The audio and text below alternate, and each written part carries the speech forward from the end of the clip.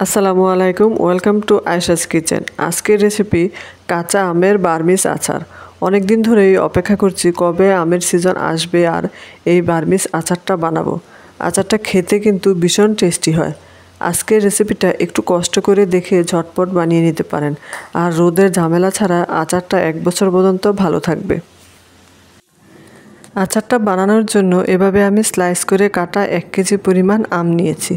এই স্লাইসগুলো কিন্তু খুব বেশি পাতলা হবে না, এমন টাইপের আম নিতে হবে বার্মিস আচারের জন্য যাতে আটিটা একটু শক্ত হয়, তাহলে আচারটা বানাতে বেশি সুবিধা হয়।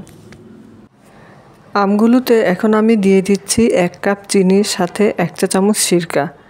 এখন চিনির সাথে আমের টুকরোগুলো ভালোভাবে নেড়েচেড়ে মিশিয়ে নিচ্ছি আর রেস্টে দিয়ে দিচ্ছি 1 ঘন্টার জন্য। আর এই 1 ঘন্টায় কিন্তু চিনিটা পুরোপুরি গলে যাবে। এখন চিনিটা এরকম গলে গেছে আর অনেকটাই পানি ছেড়ে দিয়েছে। এখানে এক্সট্রা পানি দিয়ে আচারটা বানানো যাবে না। চিনি থেকে যে পানিটা উঠেছে এটা সহ আমি প্যানে দিয়ে দিলাম। মাঝারি আঁচে জাল করতে হবে। যখন দেখা যাবে যে এভাবে ফুটতে শুরু করেছে তখন চুলার আঁচটা কমে দিতে হবে আর হালকা করে নেড়েচেড়ে দিতে হবে। এভাবে বেশ কিছুক্ষণ জাল করার পর এখানে 1/4 চা চামচের মতো গুঁড়া মশলা দিয়ে দিচ্ছি, মরিচের গুঁড়া আর হলুদের গুঁড়া। এটা খুব বেশি জালের কাজ করবে না, যাতে দারুণ একটা কালার আসে। মরিচ আর হলুদটা এবার ভালোভাবে মিশিয়ে নিচ্ছি। এখন দিয়ে দিচ্ছি 1/2 চা চামচ লবণ। আর এই আচারের জন্য একটা স্পেশাল মশলা বানিয়ে নিচ্ছি। এই মশলাটার কারণেই আমাদের বার্মিস আচারটা এতটা স্পেশাল হয়।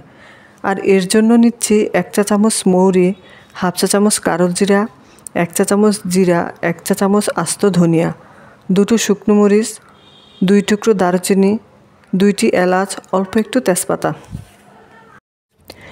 এবার এগুলোকে ভেজে আধা ভাঙা করে গুঁড়ো করে নিচ্ছি।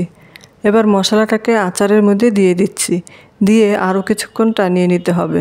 আপনি চাইলে আচারটা এরকমও রাখতে পারেন, তবে আরও ভালো করে টানিয়ে নিলে আচারটা আপনি রোদে বা ফ্রিজে রাখার ঝামেলা ছাড়াই অনেক দিন পর্যন্ত ভালো রাখতে পারবেন। তো আস্তে আস্তে কিন্তু আচারের কালারটা চেঞ্জ হতে শুরু করেছে। তো এখন অনেকটাই টেনে গেছে। এটা চুলা থেকে নামিয়ে নিলে আরও কিছুটা ঘন হয়ে আসবে। আর এখন স্লাইসগুলো দেখেন একটার সাথে আরেকটা লেগে যাচ্ছে না, আর প্রতিটা স্লাইস এরকম আলাদা আছে। আমের বার্মিস আচার এভাবেই বানাতে হয়।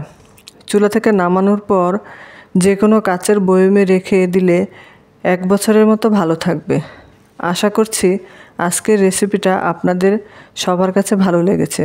যারা এতক্ষণ সাথে ছিলেন তাদের সবাইকে ধন্যবাদ জানিয়ে শেষ করছি। আল্লাহ হাফেজ।